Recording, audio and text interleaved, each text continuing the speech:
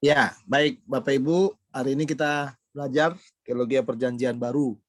Mata kuliah ini sebenarnya adalah lanjutan dari teologi PB1 yang sudah pernah kita pelajari beberapa waktu yang lalu, ya. Beberapa waktu yang lalu kita sudah mempelajarinya, dan sekarang kita kalau di teologi PB1 itu kita fokus kepada teologi Injil-Injil, kisah para rasul, dan juga surat-surat umum. Nah, di teologi PB2 kita fokus kepada teologi dari surat-surat Paulus. Ya, teologi dari surat-surat Paulus. Jadi kita tetap menyoroti hal-hal yang berkaitan dengan pokok-pokok berpikir Paulus tentang topik-topik teologi, ya. Teologi misalnya tentang kristologi, tentang Allah, tentang eklesiologi, lalu tentang tentang gereja dan lain sebagainya, sampai nanti terakhir sampai kepada akhir zaman. Ya, jadi kita mulai hari ini dengan melihat tentang siapa Paulus itu. Ya, siapakah Paulus itu, ya. Nah, ini kita lihat dalam bagian ini. Ya, jadi teologi Paulus, konsep berpikirnya, ya, konsep berpikir daripada Rasul Paulus itu. Nah, itu yang mau kita lihat hari ini. Coba kita lihat, dikatakan Paulus seorang yang sangat berbakat. Jadi kalau kita lihat bakatnya dia sangat luar biasa, ya, sangat luar biasa. Jadi kalau saya bilang gini, sangat mempengaruhi, ya, surat-surat yang ada di dalam perjanjian baru, ya, sangat mempengaruhi semuanya. Nah, kita bisa melihat kalau kita bisa merunut, ya, jumlah surat-surat itu, ya, ada hampir setengah, ya, dia tulis perjanjian baru itu, bahkan termasuk juga Ibrani, indikasinya dikatakan bahwa Paulus juga yang menulisnya, ya, yang menulisnya. Nah, jadi bisa kita lihat di sini bahwa memang Paulus itu sangat benar yang dikatakan di sini, statement di sini bahwa Paulus itu seorang yang sangat berbakat. Jadi karya pelayanannya yang sangat luas dan efektif menjadi lebih mudah tanya. Nah, karena apa? Karena Paulus ini dikenal dengan dunia agama Yahudi dan juga dunia Helenisme. Ya, kalau dibilang dunia Helenisme itu berarti dunia Yunani, ya. Jadi bahkan mungkin ditambah satu dunia lagi, yakni Romawi. Nah, jadi kita lihat di sini. Jadi di tiga bagian ini, ya, Yahudi, Yunani, dan Romawi. Dia sangat bisa masuk kepada budaya-budaya itu dan sangat bisa mempengaruhi juga, ya, mempengaruhi orang-orang yang ada di sana. Ya, jadi makanya saudara, benar kata pepatah itu, ya. Jadi untuk kita bisa mengalahkan dunia itu, ya, kita harus jadi orang yang hebat, orang yang pintar. Ya, nggak perlu kita mengangkat ya, tidak perlu kita harus mengangkat senjata, ya, harus mengangkat senjata yang istilahnya yang menyeramkan buat orang lain. Nggak perlu seperti itu. Jadi kita belajar saja, ya, kayak Paulus ini kan tidak pernah mengangkat senjata, sekalipun dia harus mati di Romawi, ya, mati di tangan orang-orang Romawi, dia dieksekusi oleh orang-orang Romawi, tapi dia sangat mempengaruhi, ya, sangat mempengaruhi, sangat luar biasa sekali. Di zaman itu dia cukup disegani lah, ya, disegani, ya, sebagai pandangan-pandangannya, teologinya, dan semuanya, ya. Nah, bahkan bukan hanya itu saja, termasuk di kalangan para rasul pun, ya, dia kan pendatang baru sebenarnya, ya, tapi dia adalah orang yang saya katakan juga, dia adalah orang yang sangat disegani juga oleh para rasul, ya. Nah, lalu dikatakan lagi Paulus seorang Israel dari keturunan Abraham. Nah, ini lihat di sini, ya. Jadi dia Israel dari keturunan Abraham, dari suku Benyamin, ya. Satu hal yang jelas dia banggakan. Nah, makanya itu yang dicatat dalam Filipi pasal 3 ayat 4 sampai 6, jika ada orang lain menyangka dapat menaruh percaya pada hal-hal lahiriah, aku lebih lagi. Nah, ini dia, ya. Disunat pada hari ke-8 dari bangsa Israel, dari suku Benyamin, orang Ibrani asli.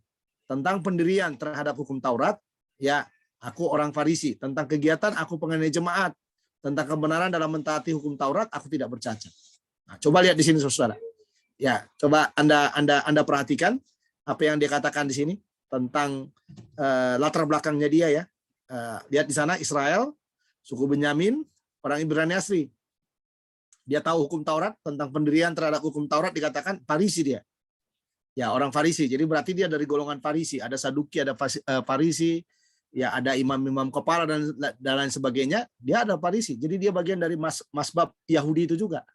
Ya, luar biasa sekali nih. Nah, lalu dikatakan tentang kegiatan aku pengani jemaat, termasuk Stefanus, diaken Stefanus, ya itu mati dalam pengesahannya.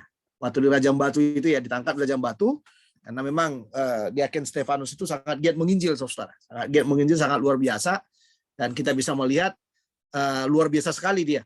Ya, dan akhirnya mati. Ya, mati dirajam oleh batu pada waktu itu. Dan Saulus, sebelum dia jadi Paulus, Saulus pada waktu itu menyaksikannya. Ya. Lalu tentang kebenaran dalam mentaati hukum Taurat, aku tidak bercacat. Ya, kita Kristen aja masih bercacat terus ya. Mentaati Alkitab itu ya. Tapi dikatakan dalam bagian ini tentang kebenaran dalam mentaati hukum Taurat, aku tidak bercacat. Nah, lain sekali dengan caranya menghadapi tulisan-tulisan Yunani katanya. Ya, tulisan-tulisan Yunani. Kita bisa lihat dalam bagian ini, ya, jelas karena Paulus menguasai bahasa Yunani, maka semua harta pusaka Yunani terbuka baginya. Makanya kalau saudara melihat cara dia menguraikan bahasa-bahasa Yunani, mengutip ilustrasi tentang olahragawan dalam kutipan dalam Korintus, dalam Timotius, atau dalam surat-surat yang lain, dia sangat banyak sekali mengambil dari contoh-contoh yang terdapat dalam pusaka Yunani itu. Ya. Nah, lalu apalagi? Namun dalam semua tulisannya hanya 2 kali yang mengutip penulisan Yunani. Nah, ini 1 Korintus 15 ayat 33. Saya baca buat saudara. Ya, 1 Korintus 15 ayat 33. Tulisan dikatakan, ya 1 Korintus 15 ayat 33. Saya baca buat saudara, demikian firman Tuhan, janganlah kamu sesat. Ya, dikatakan pergaulan yang buruk ya merusakkan kebiasaan yang baik. Ini salah satunya ya yang dia kutip di sini yang berkaitan dengan apa? Dengan kebangkitan tubuh itu. Karena kalau saudara lihat orang-orang Yunani itu kan hampir tidak mempercayai itu, saudara. Makanya dia menyimpulkan bahwa pergaulan yang baik itu sangat menyesatkan nanti.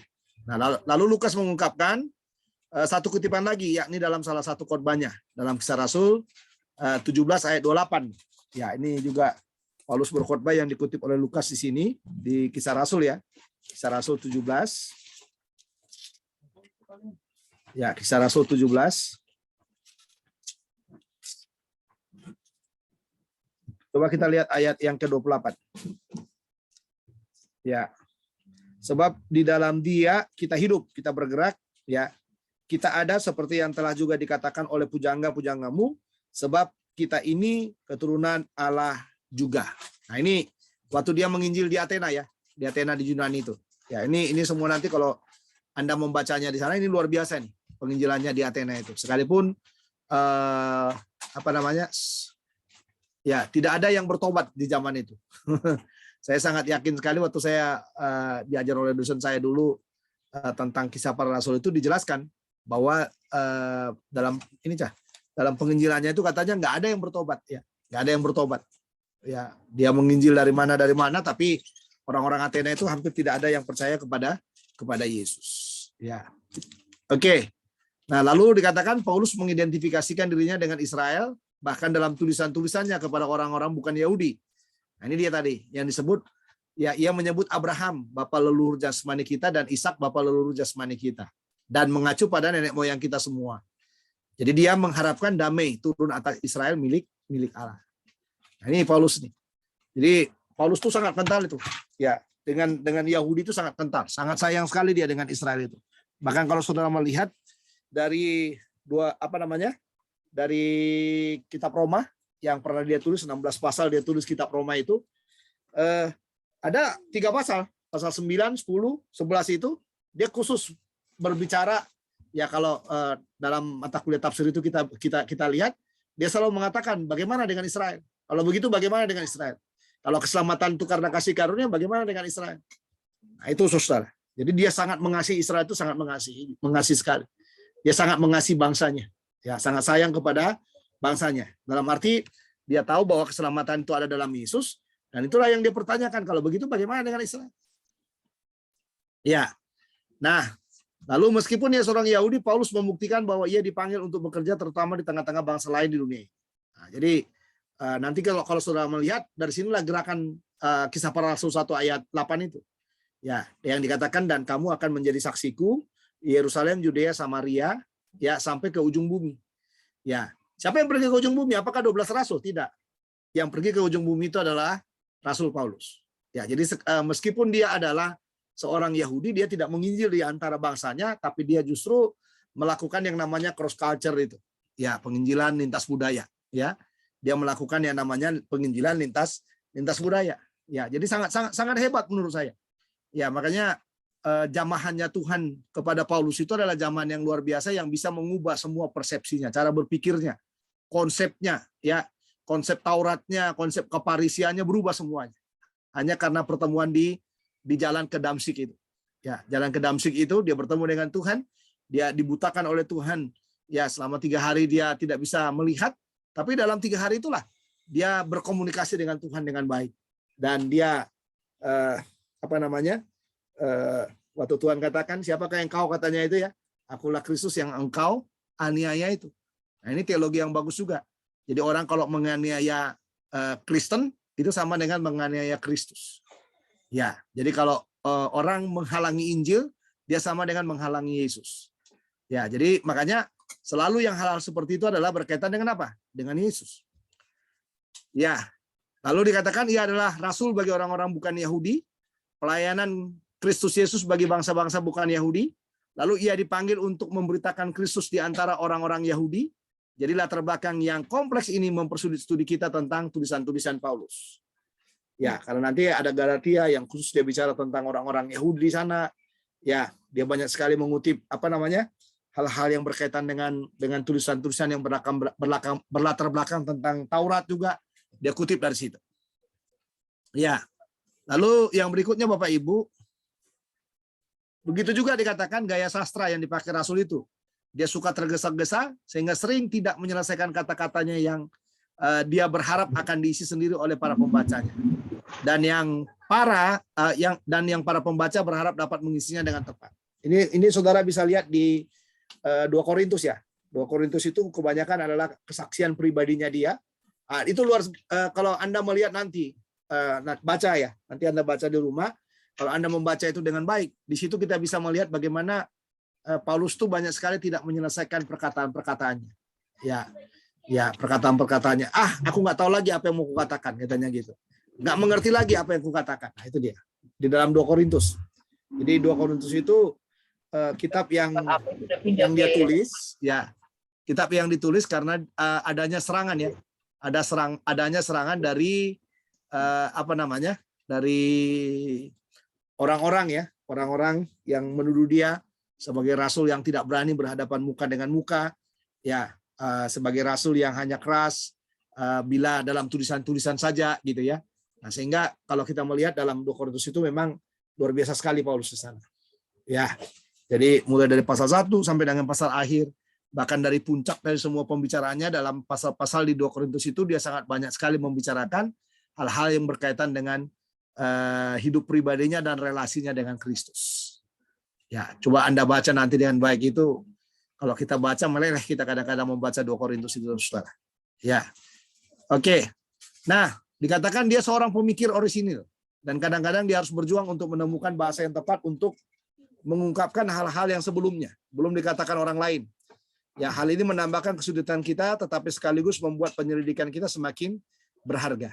Ya, jadi pemikiran orisinil. Jadi tidak dipengaruhi oleh orang-orang yang ada di sekitarnya ya. Kalau Petrus kan dalam menyusun Markus dalam menyusun Injilnya kan dia dipengaruhi oleh siapa? Dia dipengaruhi oleh Petrus. Ya, demikian juga Lukas dalam menyusun Injilnya dia juga banyak dipengaruhi oleh masukan-masukan dari Rasul Paulus itu. Jadi kalau Paulus dalam tulisan-tulisannya hampir dia sangat orisinil, dia pemikir yang sangat orisinil. Ya, jadi orisinil.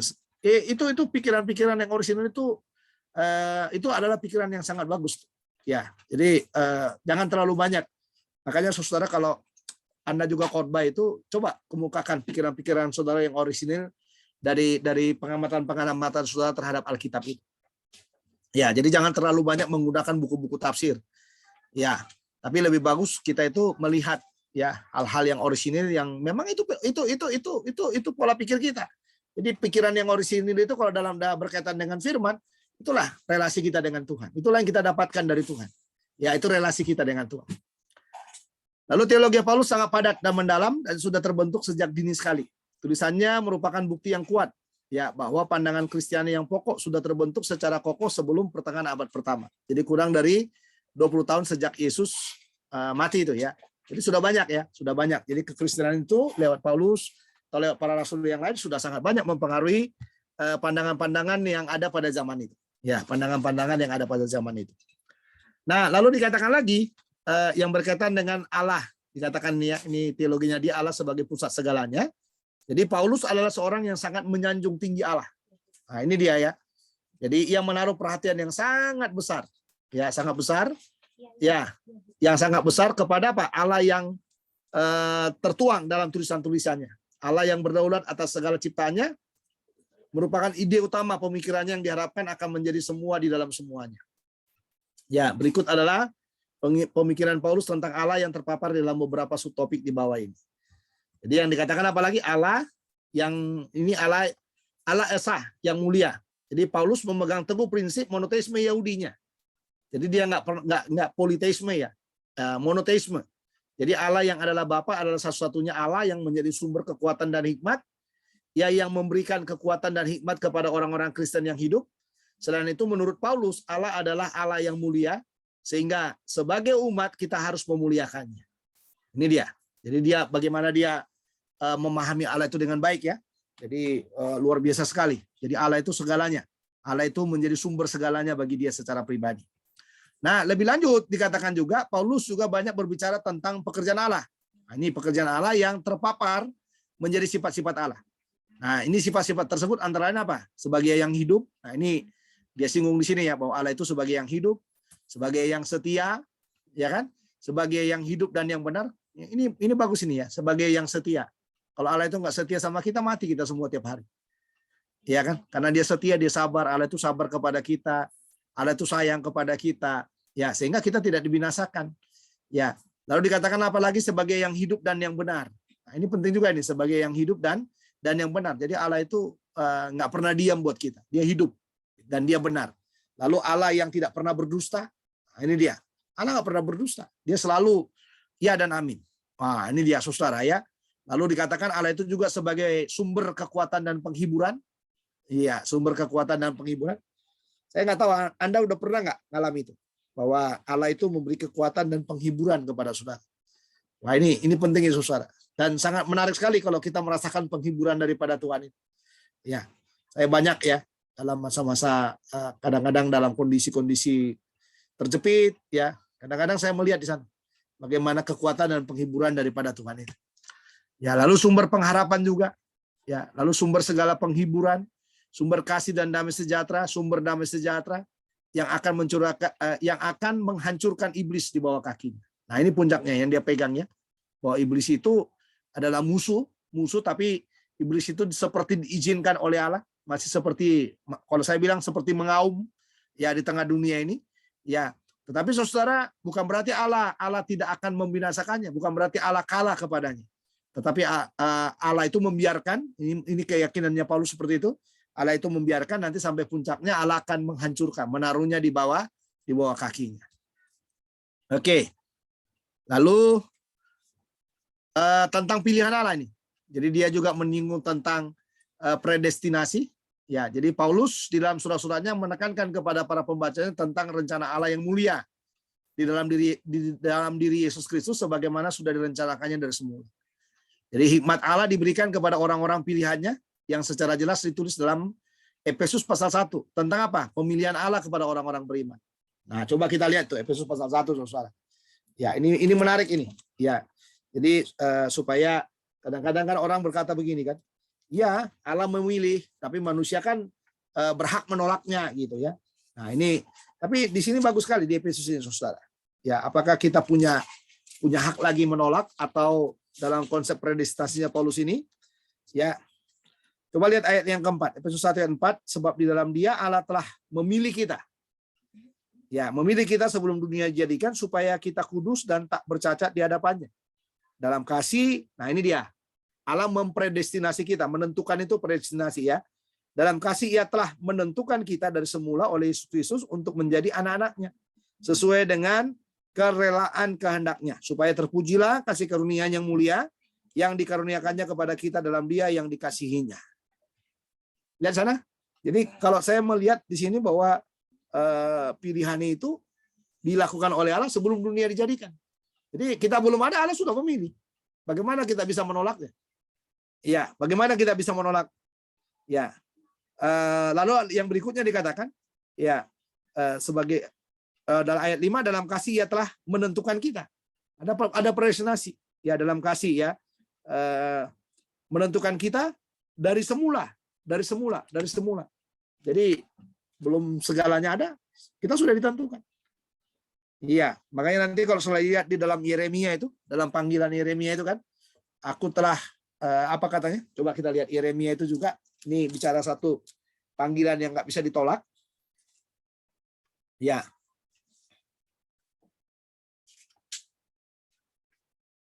Coba lihat Yeremia pasal yang pertama kalau saya tidak salah.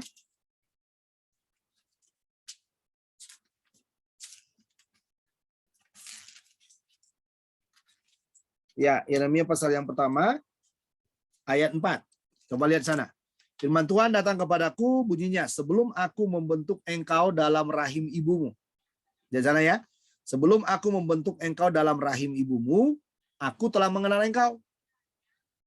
Sebelum aku membentuk engkau dalam rahim ibumu, aku telah mengenal engkau. Dan sebelum engkau keluar dari kandungan, aku telah menguduskan engkau. Aku telah menetapkan engkau menjadi nabi bagi bangsa-bangsa. Kata menetapkan di sana bersama dengan predestinasi. Jadi Tuhan sudah menandai. Ya, Tuhan sudah menandai. Nah, makanya saudara, ini menolong saya sebenarnya. Konsep predestinasi ini, kalau saya pribadi, ini menolong saya untuk penginjilan juga. Ya, supaya kita tidak melakukan yang namanya penginjilan apa? Penginjilan ngotot. Ya, ngotot. Makanya kalau saudara lihat nanti cara-cara Paulus, pendekatan-pendekatan Paulus dalam penginjilan dalam kisah para rasul itu, saya nggak pernah melihat Paulus itu ngotot. Jadi Paulus itu hanya berdialog, dia hanya menceritakan imannya, lalu kalau dia menggunakan pendekatan-pendekatan yang bisa menyampaikan Injil dengan baik kepada orang-orang, tapi kalau orang itu tidak merespon dengan baik, dia juga tidak akan memaksakan kehendak itu. Kenapa? Paulus itu tahu predestinasinya Tuhan. Ya, tahu predestinasinya Tuhan. Pilihannya Tuhan itu dia tahu. Nah, tapi predestinasi ini nggak akan bisa orang tahu kalau apa? Kalau Injil tidak diberitakan. Jadi orang itu harus mendengarkan Injil supaya orang itu bisa apa? Bisa, kalau dia orang yang dipredestinasi yang sudah ditentukan, orang itu akan membuka hati untuk menerima Yesus sebagai Tuhan dan juru selamat pribadi. Tapi kalau dia bukan orang yang dipredestinasi oleh Tuhan, yang akan terjadi ya dia akan menolak, seumur hidupnya akan menolak. Ya, jadi seorang manusia tidak akan pernah yakin akan diselamatkan oleh perbuatannya. Namun hanya karena jaminan pemilihan Allah lah seseorang yakin ia diselamatkan. Nah, yang benar nih. Ya, jadi kita nggak pernah akan bisa berkata bahwa kita ini diselamatkan oleh karena usaha kita, perbuatan kita, tapi ya karena ada pilihannya Tuhan itu dalam hidup kita. Ya, kita dipilih untuk diselamatkan itu kan. Oke. Jadi Allah yang menentukan dari awal sampai akhir dengan jaminannya kita memperoleh keselamatan. Tetapi kita perlu ingat bahwa predestinasi membuat orang beriman bukan melupakan tanggung jawabnya sebagai orang percaya yang mengabaikan perbuatan kasih. Tetapi meskipun perbuatan kasih kita tidak menyelamatkan, perbuatan baik haruslah dilakukan selaras dengan pertobatan dan pertumbuhan iman seseorang dalam Yesus Kristus. Ya, ini harus jeli ya. Kalau melihat teologinya Paulus harus jeli. Jadi kalau teologinya Paulus itu beriman dulu baru mengerjakan mengerjakan pekerjaan baik. Percaya dulu kepada Yesus baru mengerjakan pekerjaan baik. Nah, ini yang dia maksudkan. Jadi orang selamat itu dia harus menerima Yesus dulu sebagai Tuhan dan juru selamat pribadinya, percaya dulu kepada Yesus, barulah dia bisa mengerjakan pekerjaan-pekerjaan baik itu. Jadi tanpa itu ya nggak ada gunanya pekerjaan baik itu. Ya nggak ada gunanya pekerjaan baik itu. Oke, topik yang berikutnya adalah tentang Allah yang akan menghakimi. Jadi ini beberapa keyakinannya tadi. Jadi bagi dia tadi Allah sebagai pusat segalanya, lalu Allah Esa yang mulia bagi dia, lalu topik-topik teologi yang tentang Allah ya. Lalu Allah yang menentukan predestinasi, lalu yang berikutnya Allah yang akan menghakimi. Ya, Allah yang akan menghakimi. Nah, Allah akan menghakimi setiap orang menurut perbuatan yang dilakukannya. Jadi setiap orang dikatakan beriman akan diminta bertanggung jawab menurut tindak tanduk yang diperbuatannya. Jadi coba ini salah satu ayat-ayat yang dia pakai. Mari kita lihat di dalam apa namanya?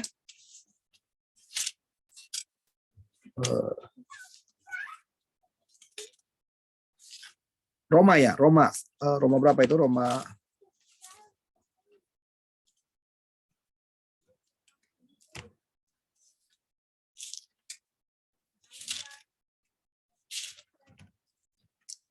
coba kita lihat dulu.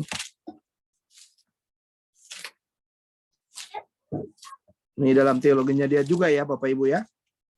Coba kita lihat Roma,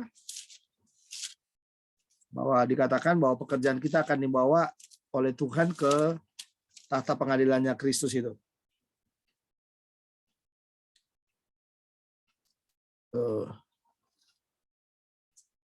Saya jadi lupa ayatnya ya.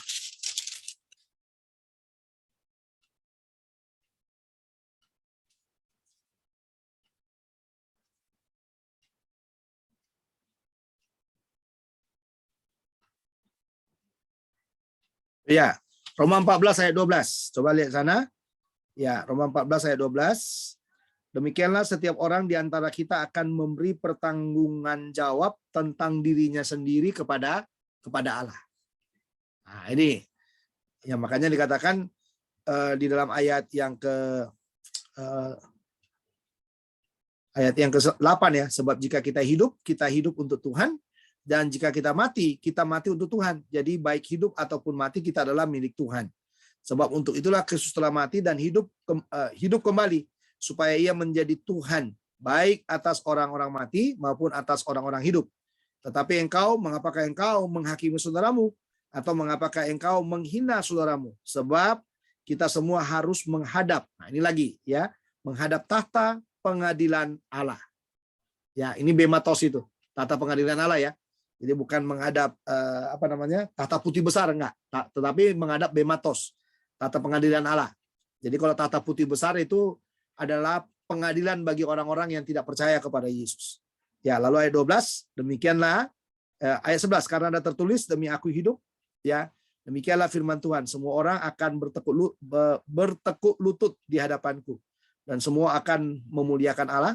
Demikianlah setiap orang di antara kita akan memberi pertanggungjawaban jawab tentang dirinya sendiri kepada Allah. Jadi kita bertanggung jawab atas diri kita. Makanya ini dikatakan setiap orang beriman akan diminta bertanggung jawab menurut tindak tanduk yang diperbuatnya. Ya, jadi Tuhan tidak mengacuhkan perbuatan jahat yang dilakukan karena kejahatan merupakan kekejian di hadapan Allah. Sehingga Allah sangat memperhitungkan hal tersebut. Nah, kejahatan yang merupakan keinginan daging adalah perseteruan dengan Allah.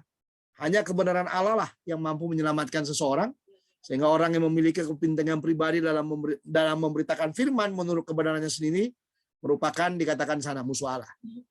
Ya, jadi kalau Anda memberitakan firman itu untuk kepentingan pribadi merupakan musuh Allah. Ini ya, yang di belakang saya ini 4 pelayanan yang busuk di mata Allah. Salah satunya itu kalau pelayanan itu kita gunakan apa? Untuk mencari uang. Nah, ini dia salah satunya. Ya, ini menarik ini. Saya membacanya sangat luar biasa sekali. Ya, jadi 4 pelayanan yang busuk ya di mata Tuhan. Oke. Lalu kejahatan bukan melulu sebagai pelanggaran moral, akan tetapi melawan Tuhan dan tidak takut akan Allah adalah kejahatan sebenarnya. Nah, ini yang harus kita waspadai, yang namanya melawan Tuhan ya. Kelihatan kita baik-baik, tapi sebenarnya banyak sekali indikasi-indikasi tindakan-tindakan kita yang sebenarnya mengecewakan Tuhan juga. Nah, oleh sebab itu Paulus menekankan bahwa bagi umat beriman, penghakiman merupakan belas kasih Allah. Ya, di dalam penghakiman berupa penderitaan akibat perbuatan, kita dididik untuk tidak menjadi serupa dengan dunia. Allah adalah Allah yang aktif di dalam kehidupan semua orang. Sebagaimana orang pilihan diberi penghakiman, orang yang tidak mencintai kebenaran diberi penghakiman berupa apa? Penyesatan agar tetap tidak percaya. Ya, jadi memang kayak gitu ya. Makanya kadang-kadang orang bilang nggak adil dong Tuhan kalau dia memilih orang untuk diselamatkan, Ya, nanti muncullah di sana yang namanya apa? Predestinasi ganda itu. Ya, satu sisi Tuhan memilih orang untuk diselamatkan, dan satu sisi lagi Tuhan memilih orang untuk dibinasakan. Tapi saya kurang yakin dengan predestinasi ganda, karena saya sangat percaya sekali bahwa Tuhan itu memilih kita dari sekian orang yang mau binasa itu. Berdasarkan suratnya Paulus juga dalam apa? Dalam Roma 3:23 itu, sebab semua orang telah berbuat dosa dan kehilangan kemuliaan Allah. Jadi dari sekian banyak orang yang hilang kemuliaan Allah itu, atau orang yang akan dihukum itu, ya Tuhan memilih untuk diselamatkan sebagian orang di sana. Jadi sebenarnya semua udah harus binasa, semua udah harus dihukum. Tapi Tuhan karena dia punya predestinasi, ya predestinasi terhadap orang-orang yang akan diselamatkan itu, ya dia menunjukkan kasihnya. Ya. Makanya dikatakan dalam kasih ya telah menentukan kita dari sejak semula oleh Yesus Kristus. Kenapa Yesus Kristus itu? Karena ada perbedaannya ya. Dia memilih sebelum dunia dijadikan, lalu dalam kasih ya telah menentukan kita dari sejak semula oleh Yesus Kristus. Kenapa? Karena predestinasi itu hanya bisa berlaku di dalam apa? Di dalam kematian daripada Yesus Kristus itu untuk kita. Ya. Lalu mereka yang tidak percaya kepada anugerah Allah dalam Yesus pada akhirnya percaya kepada penyesatan yang membuat mereka tidak dapat menerima anugerah yang kekal. Lalu penderitaan yang dialami oleh jemaat mula-mula dianggap Paulus sebagai bukti belas kasih Allah agar mereka memiliki iman yang teguh sebagai hasil didikan daripada Allah. Nah, Bapak Ibu, dikatakan lagi karena Allah akan menghakimi semua orang menurut perbuatannya dengan jujur dan adil. Hal ini diindikasikan kepada pengajar orang Yahudi pada masa itu bahwa mendengar hukum saja sudah cukup tanpa perlu melakukannya. Jadi mendengar hukum saja sudah cukup tanpa perlu melakukannya. Namun yang terlebih penting menurut Paulus bahwa hukum tersebut harus ditaati dan dilakukan jika seseorang ingin hidup benar di hadapan Allah, Allah akan menghakimi semua orang. Jadi orang yang menolak kebenaran Allah, ya kebenaranlah yang akan menerima penghakiman karena tidak mendapat perkenanan Allah sehingga memperoleh kematian kekal. Ya. Nah, menurut Bapak Ibu kebenaran Allah itu apa sih? Pernah mendengar nggak tentang kalau dibilang kebenaran Allah itu apa itu kebenaran Allah? Ya, mari membuka Roma pasal 1 supaya kita mengerti apa itu kebenaran Allah. Ya, Roma pasal 1. Coba lihat ayat 16. Nah, coba lihat sana. Sebab aku mempunyai keyakinan kokoh dalam Injil. Nah, ini dia, karena Injil adalah kekuatan Allah yang menyelamatkan setiap orang yang percaya. Pertama-tama orang Yahudi, tetapi juga orang Yunani. Sebab di dalamnya, nah ini dia, nyata kebenaran Allah. Ya, jadi kebenaran Allah itu apa? Injil. Di dalam Injil itu ada kebenaran Allah. Jadi kalau kita bilang kebenaran Allah itu, yaitu Injil itu. Injil itu apa? Injil itu 1 Korintus 15 ayat 3-4. Coba lihat sana. Itu Injil. Ya, 1 Korintus 15. Ya. 1 Korintus 15. Ya, ayat yang ketiga sampai dengan ayat yang keempat. Atau kita baca dari ayat 2 ya. Oleh Injil itu kami diselamatkan asal kamu teguh berpegang padanya. Sebab yang telah kuberitakan kepada kamu kuberitakan kepadamu kecuali kalau kamu telah sia-sia menjadi percaya. Sebab yang sangat penting telah kusampaikan kepadamu. Nah, itu dia tentang Injil itu. Apa itu saudara? Yaitu apa yang telah kuterima sendiri ialah bahwa Kristus telah mati karena dosa-dosa kita sesuai dengan kitab suci, bahwa ia telah dikuburkan dan bahwa ia telah dibangkitkan pada hari yang ketiga sesuai dengan kitab suci. Ya, bahwa ia telah menampakkan diri kepada Kefas dan kemudian kepada ke-12 muridnya. Sesudah itu ia menampakkan diri kepada lebih dari 500 saudara sekaligus. Kebanyakan dari mereka masih hidup sampai sekarang, tetapi beberapa di antaranya telah meninggal. Selanjutnya ia menampakkan diri kepada Yesus, kemudian kepada semua rasul. Dan yang paling akhir dari semua, ia menampakkan diri juga kepadaku, sama seperti anak yang lahir sebelum waktunya. Nah, itu dia. Jadi lihat di sana. Jadi kalau bicara Injil itu apa? Kematian, kebangkitan, kenaikan, penampakan. Kalau digabung dengan sebuah dengan teologinya Paulus yang lain, yang terakhir adalah kedatangan. Itu Injil. Jadi dalam Injil itu beritanya harus apa? Kematian, kebangkitan, kenaikan, penampakan, dan satu lagi adalah kedatangan Kristus yang kedua kali. Itu yang menjadi sumber pengharapan kita. Makanya dalam teologianya dalam untuk kedatangan Kristus kedua kali itu, dalam 1 Tesalonika itu, coba Anda perhatikan 1 Tesalonika. Ya, 1 Tesalonika itu menarik sekali. Coba dia bicara banyak, tapi dia selalu kembali lagi kepada apa? Kepada kedatangan. Ya. Coba lihat sebab ayat 9, sebab mereka sendiri bercerita tentang kami, bagaimana kamu sambut dan bagaimana kamu berbalik dari berhala-berhala kepada Allah untuk melayani Allah yang hidup dan yang benar, dan untuk menantikan. Lihat di sana, dan untuk menantikan kedatangan anaknya dari sorga yang telah dibangkitkannya dari antara orang mati, yaitu Yesus yang menyelamatkan kita dari murka yang akan datang. Satu. Ya, dia selalu eskatologis di sini. Ya. Lalu yang berikutnya lagi. Coba lihat pasal yang kedua.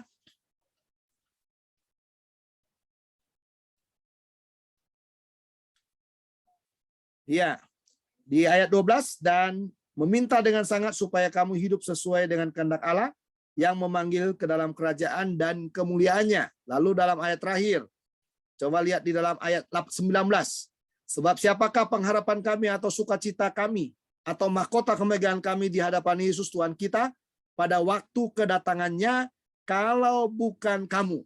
Sungguh, kamulah kemuliaan kami dan sukacita kami. Parousia juga kan?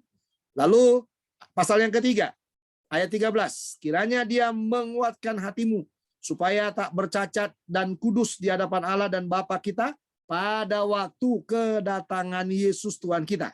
Lihat di sana. Lalu pasal yang keempat, dia panjang lebar membicarakan ayat 13 sampai 18. Tentang kedatangan Kristus kedua kali itu ya. Panjang lebar dia bicarakan di sana. Lalu pasal yang kelima, ayat yang ke-23. Semoga Allah damai sejahtera menguduskan kamu seluruhnya, dan semoga roh, jiwa, dan tubuhmu terpelihara sempurna dengan tak bercacat pada kedatangan Yesus Kristus Tuhan kita. Ini sangat luar biasa sekali. Ya, jadi Injil itu adalah kebenaran Allah. Kebenaran Allah yang ada dalam Injil itu bicara tentang kematian Kristus, kebangkitan Kristus, kenaikan Kristus, penampakan Kristus, dan kedatangan Kristus. Dan ini 5 pilar kekuatan teologi kita. Ya. Jadi kalau kita bicara kristologi itu, ya kristologi nanti ya 5 pilar ini.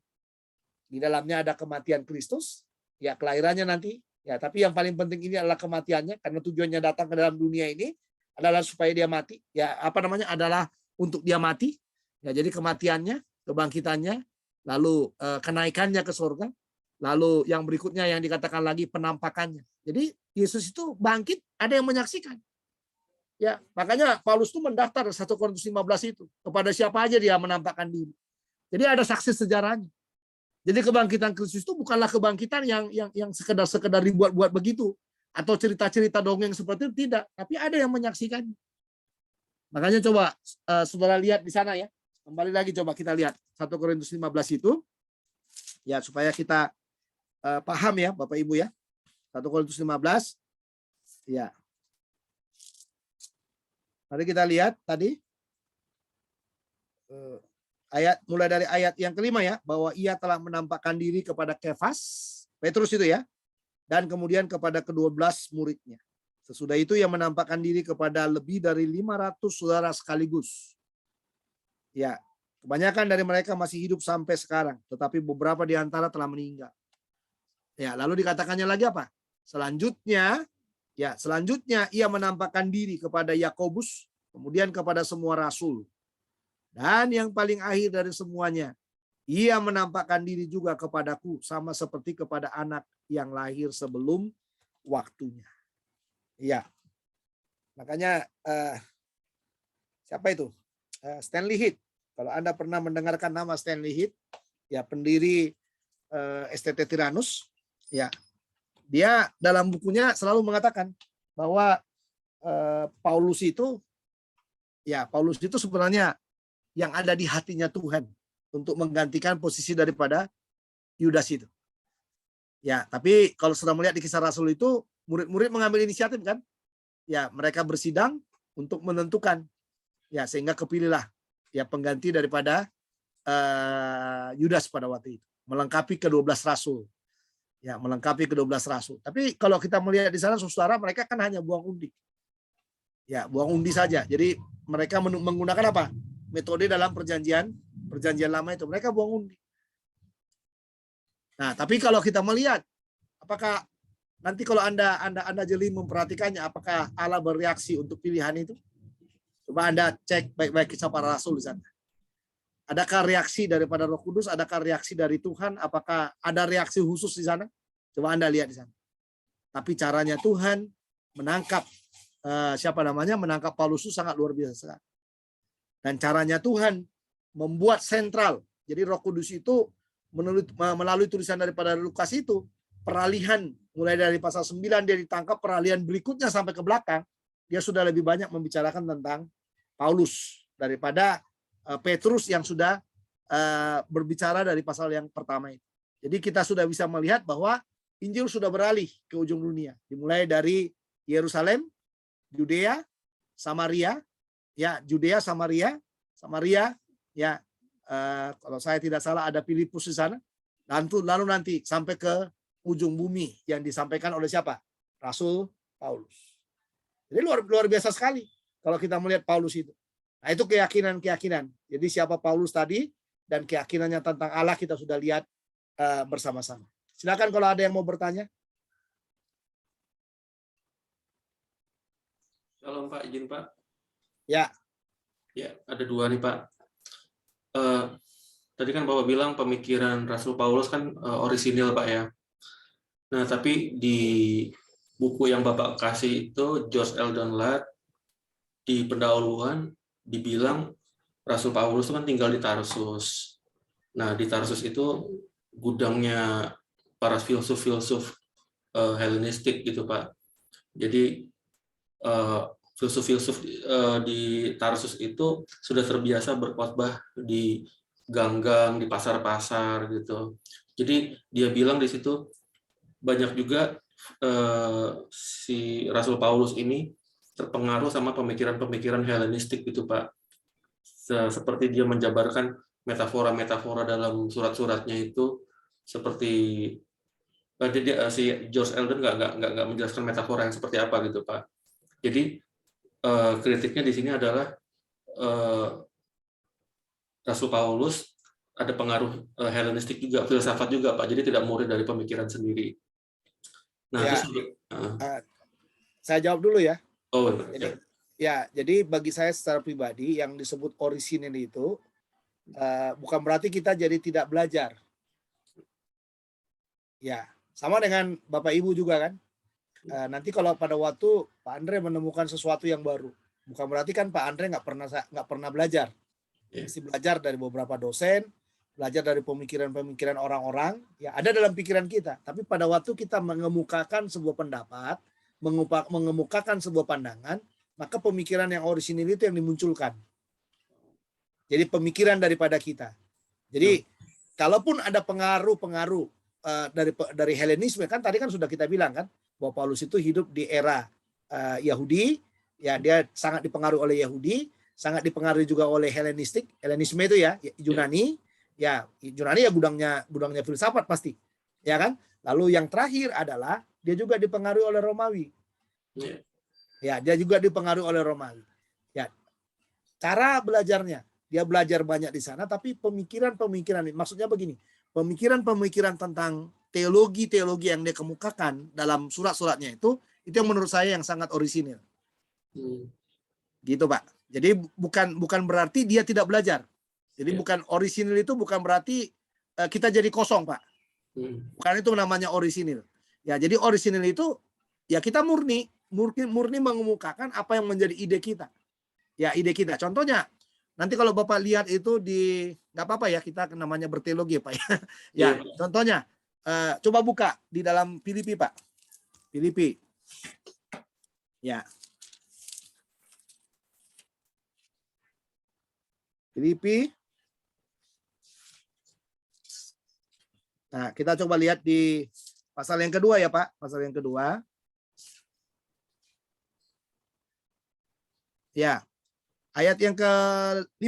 Hendaklah kamu dalam hidupmu bersama menaruh pikiran, perasaan yang terdapat juga dalam Kristus Yesus. Coba kita membayangkan ini. Menaruh pikiran, perasaan yang terdapat juga dalam Kristus Yesus. Kira-kira Bapak Ibu kalau membayangkan ini bagaimana nih? Bayangan kita tentang menaruh pikiran, perasaan yang terdapat juga dalam Kristus Yesus. Ya Terpotong seolah-olah dia di situ ya. Terpotong kan? Tapi lihat di sana, yang walaupun dalam rupa Allah tidak menganggap kesetaraan dengan Allah itu sebagai milik yang harus dipertahankan, melainkan telah mengosongkan dirinya sendiri dan mengambil rupa sebagai hamba dan menjadi sama dengan manusia. Jadi yang disebut tadi ayat yang kelima itu menaruh pikiran, perasaan yang terdapat juga dalam Kristus itu adalah proses apa? Ini Pak, nanti kita akan lihat juga proses kenosis itu. Bagaimana dia menghampakan diri. Jadi pikiran perasaan itu, karena ini kan bicara kesatuan sebenarnya teologinya ya.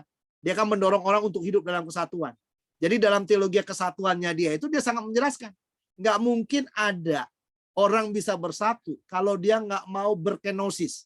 Kalau dia nggak mau menghampakan dirinya, mengosongkan dirinya, ya tanpa harus melihat siapa dia. Ya kan? Coba lihat Pak, di ayat yang pertama. Jadi karena dalam Kristus ada nasihat, ada penghiburan. Tetap Kristus kan menjadi sentralnya dia. Ya, ada persekutuan roh, ada kasih mesra dan belas kasihan. Karena itu sempurnakanlah sukacitaku. Dengan ini hendaklah kamu sehati sepikir dalam satu kasih, satu jiwa, satu tujuan. Dengan tidak mencari kepentingan sendiri atau puji-pujian yang sia-sia.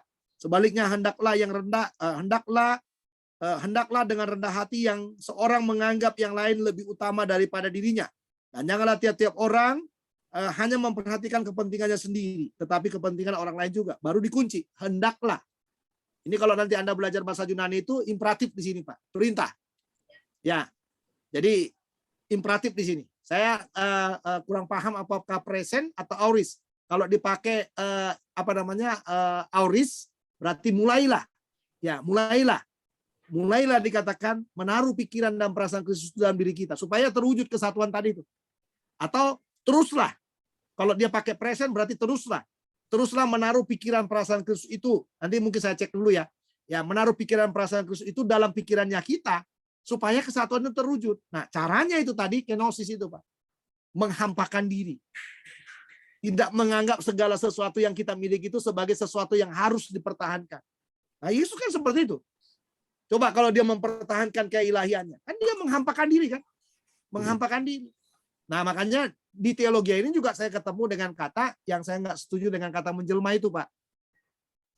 Ya, seringkali kita bilang kan Allah telah datang ke dalam dunia menjelma sebagai manusia, tidak menjelma, tapi mengambil rupa morfe. Jadi Yesus itu datang ke dalam dunia ini dia mengambil rupa manusia itu. Ya, makanya dikatakan yang walaupun lalu melainkan telah mengosongkan dirinya sendiri dan mengambil rupa, morfe yang dipakai di sana. Ya, mengambil rupa seorang hamba dan menjadi sama dengan manusia. Dan dalam keadaannya sebagai manusia, ia telah merendahkan dirinya dan taat sampai mati. Bahkan sampai mati di kayu salib. Nah, itulah efek dari itu semua. Itulah sebabnya Allah sangat meninggikan dia dan mengaruniakan kepadanya nama di atas segala nama. Supaya dalam nama Yesus bertekuk lutut segala yang ada di langit, dan yang ada di atas bumi, dan yang ada di bawah bumi. Dan segala lidah mengaku Yesus Kristus adalah Tuhan bagi kemuliaan Allah Bapa. Nah, ini yang saya katakan kepada Bapak Ibu bahwa inilah yang dikatakan pemikiran-pemikiran yang saya katakan pemikiran orisinilnya dia. Apakah dipengaruhi oleh filsafat Yunani? Tidak. Dia hanya melihat. Itu yang tadi menaruh pikiran perasaan Yesus itu.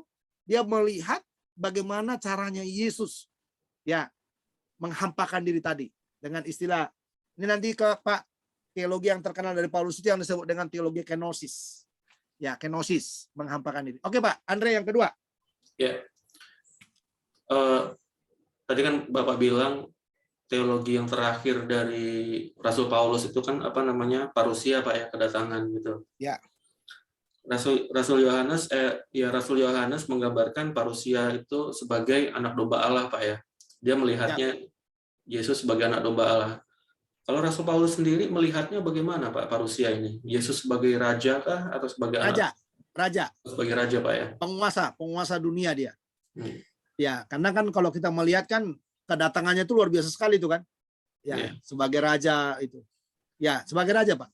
Okay. Karena memang salah satu teologi yang belum terwujud kan, yang belum terwujud dalam pribadi Yesus itu sebenarnya kan Yesus sebagai raja kan, imam, nabi, raja.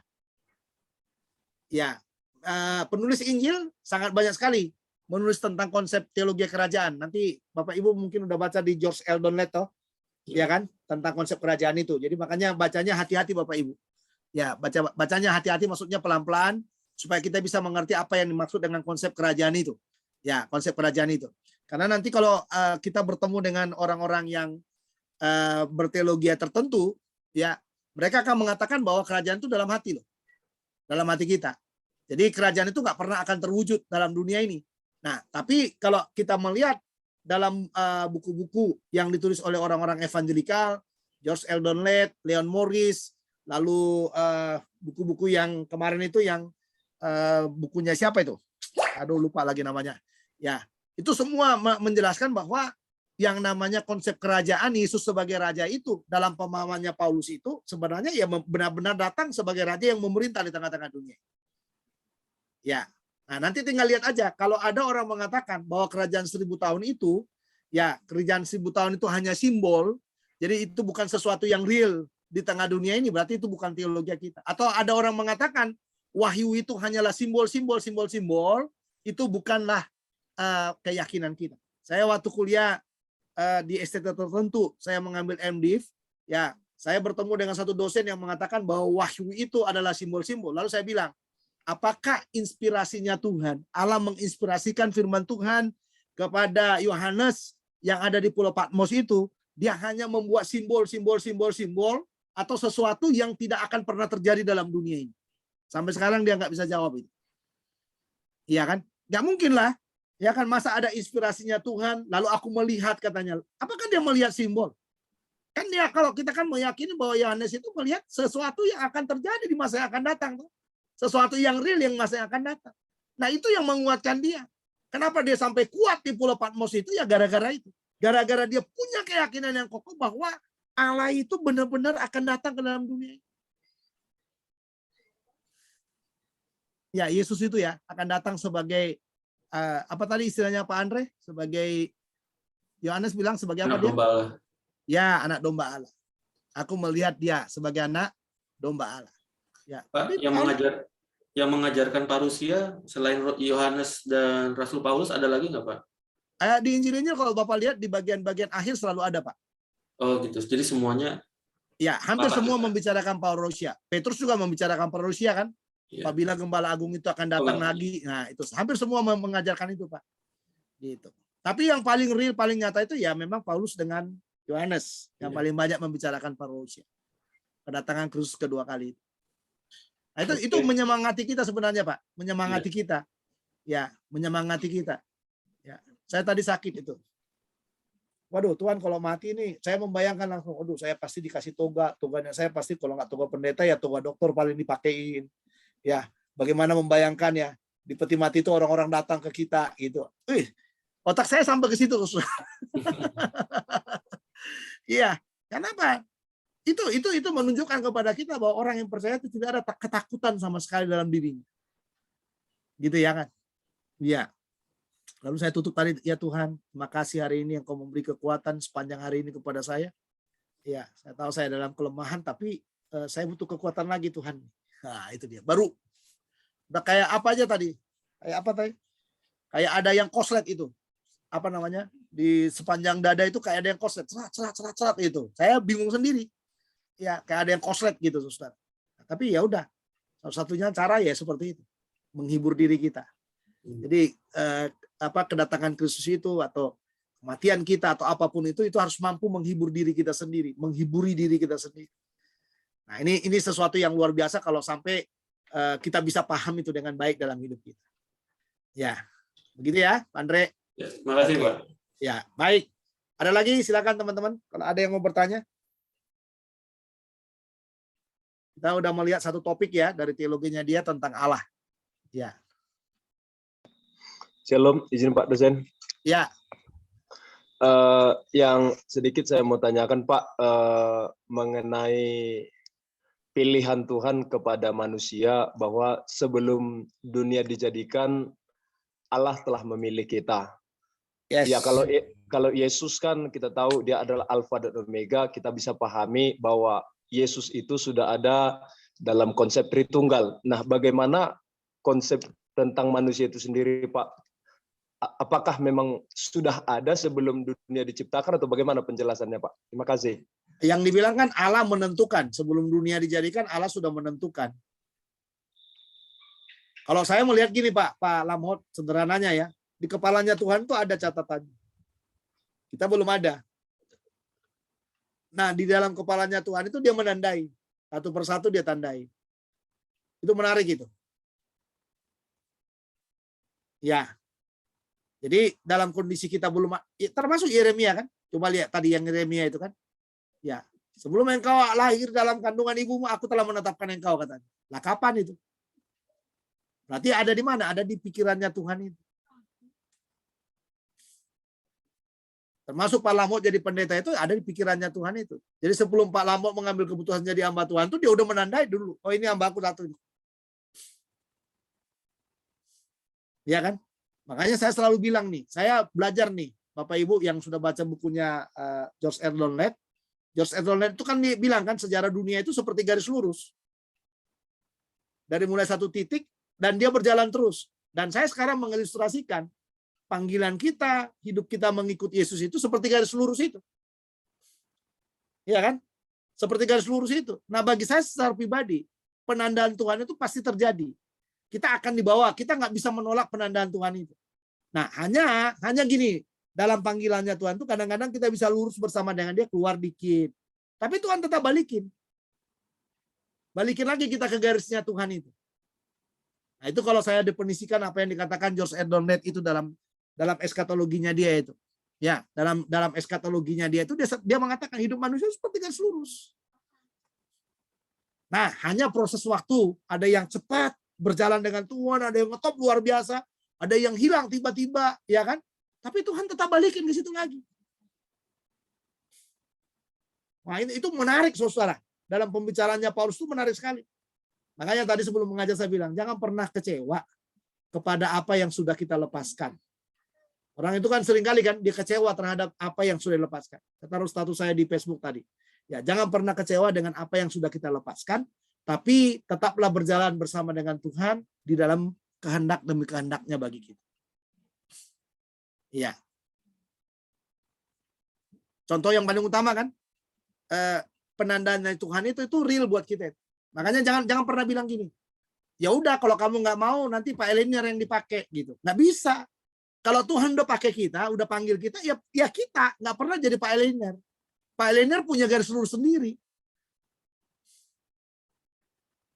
Gitu kan? Atau kita bilang, udah. Kalau Pak Yohni nggak mau, nanti Pak Joslan bisa dipakai Tuhan. Tunggu dulu, jangan kita jadi Tuhan. Nah, ini yang sering terjadi kan dalam teologi dunia ini kan, apalagi kalau di dalam gereja, kalau kita nggak mau pelayanan dengan baik kan kadang-kadang ancaman demi ancaman itu kan banyak sekali, saudara. Ya, makanya yang saya bilang tadi sama mahasiswa reguler, jangan sampai Anda itu kuliah dalam menganut teologi ancaman gitu. Diancam dulu baru bayar. Nah, contohnya gitu, itu kan nggak bagus tuh, saudara ya. Ya, kenapa? Karena kita harus berjalan dalam panggilan kita. Nggak perlu kita diancam. Karena Tuhan itu akan pakai kita. Akan berjalan terus di garisnya Tuhan itu. Ya, kalaupun ada keluar jatuh dikit, Tuhan pasti balikin. Saya sangat percaya itu. Keyakinan saya seperti itu. Nggak mau bertobat, Tuhan klik lagi supaya bertobat. Tuhan bikin sesuatu supaya dia sampai balik lagi kepada Tuhan. Iya. Dulu ada itu. Orang yang saya ajar waktu muda, nggak bisa dong. Orang udah jatuh, ya jatuh, hancur katanya. Tunggu dulu. Baru terakhir, saya kemukakan lagi, iya benar Pak. Dulu saya menentang itu Pak. Tapi sekarang saya yakin bahwa ternyata Tuhan itu tetap membalikkan kita, membawa kita kembali lagi ke kehendak Tuhan itu. Nah, ini yang dibicarakan oleh Pak Lamhot, ini yang dibilang saya katakan yang predestinasi itu penandaan Tuhan yang sebelum dunia dijadikan, sebelum ada dia tetap konsisten dengan kita. Gitu Pak. Silakan kalau masih ada Pak Lamhot. Ya, siap Pak. Berarti sudah khusus panggilan itu ya Pak ya. Istilahnya khusus, kalau memang sudah termasuk sudah panggilan kita menjadi orang percaya ya Pak ya. Panggilan kita menjadi orang percaya, panggilan kita jadi hamba Tuhan, panggilan kita jadi orang-orang tertentu dalam pelayanan itu khusus. Khusus ya Pak ya. Ya, khusus. Karena itu dikerjakan melalui Yesus Kristus. Coba Bapak baca, coba Bapak baca lagi. Kalau ada Alkitab di Bapak, Efesus 1 ayat 5 itu. Betulan Ada Alkitab nggak ada, Pak. Oke, saya membaca ya Efesus 1 ayat 5 supaya kita mengerti ini. Kan berbeda kan kalau kita lihat Efesus 1 ayat 4 dulu. Ya, sebab di dalam Dia, dalam Yesus juga Allah telah memilih kita sebelum dunia dijadikan supaya kita kudus dan tak bercacat di hadapannya. Lalu ayat 5, dalam kasih Ia telah menentukan kita dari semula oleh Yesus Kristus. Jadi tekanannya Yesus. Ini yang dibilang apa? Nanti kalau sudah belajar itu memperdalam ini yang dibilang konsep apa? Apa namanya itu? En Christo. Ya, en Christo. En Christo itu artinya dalam Kristus. Jadi Paulus itu punya teologi yang namanya teologi di dalam Kristus. Ya. Nanti lihat di Efesus ini, nanti Bapak Ibu ini kan teologi banyak ini. Nanti kalau ada yang sanggup membahas ini, ya melihat teologi en Christo, teologi dalam Yesus itu menurut teologi Paulus mengenai di dalam Kristus, teologi Paulus mengenai teologi Paulus di dalam Kristus dan implikasinya atau aplikasinya bagi gereja mana. Nah, itu misalnya contohnya. Nah, ini bagus sekali nih. Ya, konsep en Christo itu sangat luar biasa sekali. Tadi konsep eskatologi di dalam Tesalonika itu juga luar biasa sekali. Ya, jadi sangat banyak sekali konsep-konsep yang luar biasa yang dituliskan oleh Rasul Paulus. Dan itu yang menjadi keyakinan saya bahwa Paulus itu luar biasa menurut saya. Ya, ada kekhususan ya, keunikan khusus dalam setiap kitab. Misalnya kalau di Efesus itu en Christo, ya kan? Kalau di apa namanya? Di Roma itu ya, itu dia bicara tentang keselamatan oleh iman itu ya. Di dalamnya ada pembenaran, jadi orang percaya ya, ada dosa diselesaikan dengan pembenaran, orang yang dibenarkan dikuduskan, ya kan? Orang yang dikuduskan dimuliakan. Ya, dikuduskan, diangkat menjadi anak, lalu dimuliakan. Nah, itu konsep teologi yang sangat dalam itu dalam kitab Roma itu. Ya, dalam kitab Roma itu. Ya, nanti kita melihat 1 Korintus yang menyelesaikan persoalan-persoalan ya, masalah-masalah yang muncul. Ya, tapi lihat di sana, dia selalu menggunakan di dalam nama Yesus. Jadi konsep pastoral dari Paulus menyelesaikan masalah dalam jemaat itu dalam 1 Korintus itu hanya bisa diselesaikan di dalam nama Yesus. Itu luar biasanya. Ya, bagi Paulus itu luar biasanya di sana. Lalu 2 Korintus, bagaimana dia menyatakan relasinya ya. Itu relasi. Anda sebelum Anda tidur nanti kalau Anda masih kuat membaca, ya coba baca 2 Korintus itu. Itu relasi yang sangat dalam sekali. Dia berbicara dalam sekali tentang apa? Relasinya dengan Kristus. Sampai dia bisa menghitung cambukannya. Ya. Coba biar biar terdorong ya. Mari kita buka 2 Korintus. Coba kita lihat pasal yang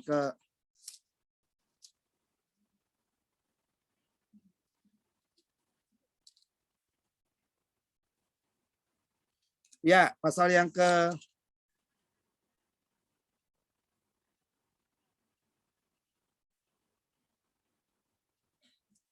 pasal yang ke-11 ya. Pasal 11, mari kita lihat ayat 21. Dengan sangat malu aku harus mengakui bahwa dalam hal semacam itu kami terlalu lemah. Tetapi jika seorang lain berani membanggakan sesuatu, maka aku berkata dalam kebodohan. Berani juga. Nah, ini dalam kebodohan dia ngomong, bukan dalam sebuah kehebatan. Jadi waktu dia catat semua ini kebodohan tuh katanya. Iya. Kebodohannya itu apa saudara? Apakah mereka orang Ibrani? Aku juga orang Ibrani. Apakah mereka orang Israel? Aku juga orang Israel. Apakah mereka keturunan Abraham? Aku juga keturunan Abraham. Oke. Ayat 23. Apakah mereka pelayan Kristus? Aku berkata seperti orang gila. Aku lebih lagi. Aku lebih banyak berjerih lelah. Pelayan Kristus loh. Kalau ada orang katanya bangga sebagai pelayan Kristus, aku sebagai orang bodoh, cerita orang bodoh nih katanya. Aku lebih lagi, aku seperti orang gila nyeritainnya katanya. Aku lebih lagi, aku lebih banyak berjerih lelah. Lebih sering di dalam penjara, didera di luar batas. Kerap kali dalam bahaya maut. 5 kali, lihat nih, dihitung sama dia saudara. Dia tahu ya. Ayat 24, 5 kali aku disesat orang Yahudi. Setiap kali 40 kurang 1 pukulan. 40 kurang 1 pukulan ya. 3 kali aku didera. 1 kali aku dilempari dengan batu. 3 kali mengalami karam kapal. Sehari semalam aku terkatung-katung di tengah laut. Dalam perjalananku aku sering diancam bahaya. Bahaya banjir dan bahaya penyamun. Bahaya dari pihak orang-orang Yahudi dan dari pihak orang-orang bukan Yahudi. Bahaya di kota, bahaya di padang gurun, bahaya di tengah laut, dan bahaya dari pihak saudara-saudara palsu. Aku banyak berjerih lelah dan bekerja berat. Kerap kali aku tidak tidur. Aku lapar dan dahaga. Kerap kali aku berpuasa, kedinginan, dan tanpa pakaian. Dan dengan tidak menyebut banyak hal lain lagi, urusanku sehari-hari yaitu untuk memelihara semua jemaat-jemaat. Jika ada orang merasa lemah, tidakkah aku turut merasa lemah? Jika ada orang tersandung, tidakkah hatiku hancur oleh duka cita? Jika aku harus bermegah, maka aku bermegah atas kelemahanku. Allah yaitu Bapa dari Yesus Tuhan kita yang terpuji sampai selama-lamanya tahu bahwa aku tidak berdusta. Di Damsik, wali negeri Raja Aretas menyuruh mengawal kota orang-orang Damsik untuk menangkap aku. Tetapi dalam sebuah keranjang aku diturunkan dari sebuah tingkap keluar tembok kota, dan dengan demikian aku terluput dari tangannya. Keren. Keren ya, saudara. Itu salah satu biografi. Itu salah satu pengalaman kebodohan dari penderitaan. Bukan kalau kita melihat hebat di orang. Tapi bagi dia, ini aku dalam kebodohanku, aku boleh ngomong katanya. Makanya itu yang saya bilang, orang yang sudah melepaskan masa lalunya itu nggak pernah kecewa. Karena kenapa sampai seperti itu? Karena kenapa sampai dia menganggap itu sebuah kebodohan? Karena dia selalu mengarahkan pandangannya ke depan. Bukan berarti dia melupakan bukan berarti dia tidak ingat lagi itu. Ya. Bukan berarti dia tidak tahu dia hebat di sana.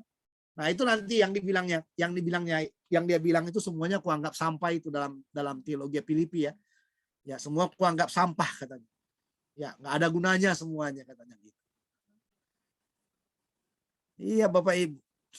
Jadi itulah Paulus. Itulah cara berpikirnya Paulus yang sangat luar biasa. Yang bagi saya, waduh, kalau kita menyimak dengan baik saudara, itu teologianya teologi yang sangat dalam sekali. Ya, luar biasa menurut saya. Ya, luar biasa. Iya. Nah, termasuk nanti penglihatan lagi tuh, pasal 12 itu ada penglihatannya dia kan. Penglihatannya dia dalam pasal 12 itu. Dia menyebut dirinya enggak? Enggak, coba lihat di sana. Ya, ayat 2 ya. Aku tahu tentang seorang Kristen. Nah, ini, aku tahu tentang orang Kristen. Dia enggak bilang, ini loh yang kualami, enggak. Dia bilang kayak gitu. Aku tahu tentang seorang Kristen 14 tahun yang lampau. Entah di dalam tubuh, aku tidak tahu. Entah di luar tubuh, aku tidak tahu. Allah yang mengetahuinya. Orang itu tiba-tiba diangkat ke tingkat yang ketiga dari sorga. Aku juga tahu tentang orang itu. Entah di dalam tubuh, entah di luar tubuh, aku tidak tahu. Allah yang mengetahuinya.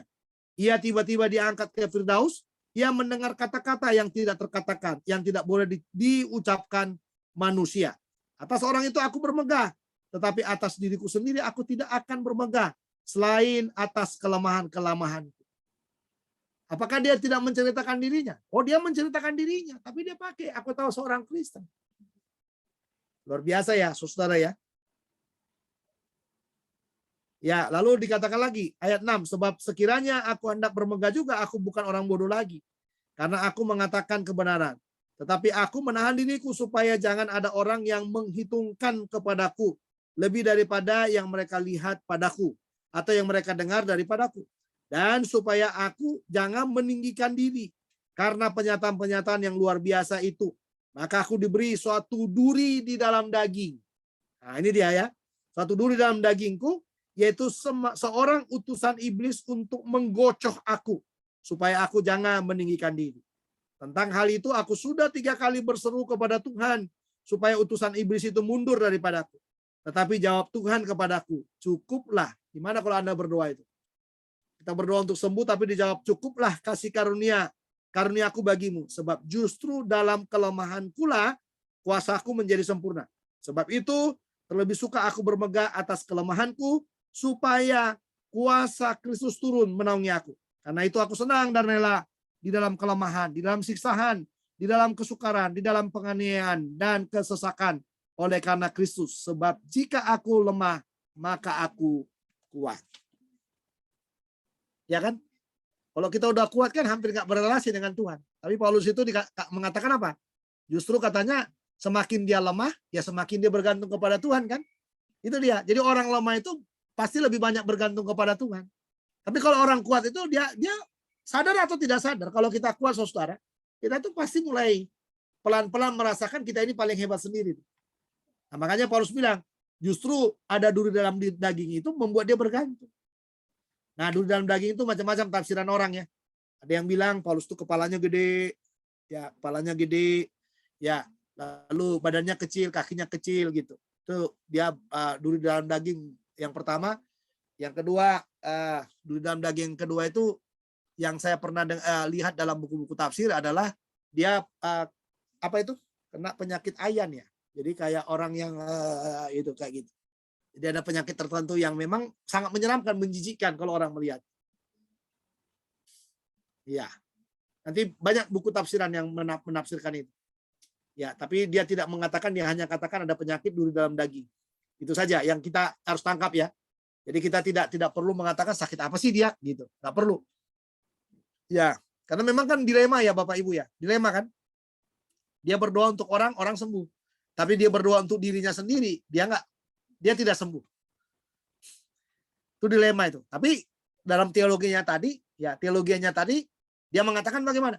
Bahwa justru kelemahan itu menjadi kekuatan bagi dia. Nah, ini contoh-contoh ya, contoh-contoh tadi. Jadi kita ada kenosis, lalu ada tadi yang ini tadi, ya teologianya berkaitan dengan relasinya dengan Tuhan itu sangat luar biasa sekali. Ya, jadi makanya mari ya dalam hidup ini kita banyak itu ya, harus semakin memperkaya diri kita dengan relasi dengan Tuhan. Ya, karena semakin kita berrelasi dengan Tuhan ya semakin hilang kita, nggak perlu kita cerita kehebatan kita lagi. Karena orang sudah tahu siapa kita. Orang sudah mengerti ya bagaimana ini satu lagi ya. Saya langsung hadir lagi saudara. Buka Galatia saudara ya. Galatia. Ini kita bicara khusus Paulus ya dulu hari ini ya. Ya, dan pemahaman praktisnya. Sebelum kita lihat tadi Allah udah kita lihat. Ya, tapi nanti kita lihat lagi teologi masih banyak. Nanti kita lihat lagi.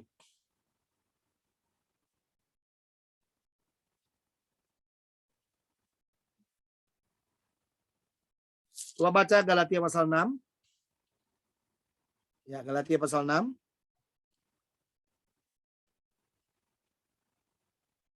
Iya, ayat yang